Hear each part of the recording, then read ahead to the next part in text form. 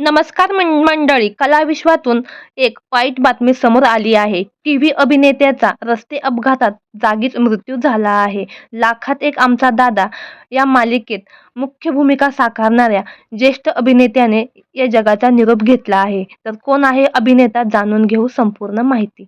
लाखात एक आमचा दादा फेम अभिनेता संतोष हनुमंत नलावडे यांचे अपघातात जागीच निधन झालं आहे. ते 49 वर्षाचे होते. यांच्या निधनाच्या बातमीने टेलिव्हिजन विश्वात शोककळा पसरली आहे. संतोष नलावडे यांच्या कामाबद्दल बोलायचं झालं तर अप्पी आमची कलेक्टर, लाखात एक आमचा दादा, मन झालं बाजिंद, लागीर झालं जी यासारख्या मालिकांमध्ये त्यांनी काम केलं आहे. तसेच चित्रपटांमध्येही ते झळकले आहे. संतोष नलावडे यांनी नोकरी सांभाळत आपली आवड जोपासली. ते सातारा येथील जिल्हा अधिकारी कार्यालयात रेकॉर्ड विभागात काम करत होते. विभागीय महसूल क्रीडा स्पर्धेसाठी ते नांदेड येथे गेले होते.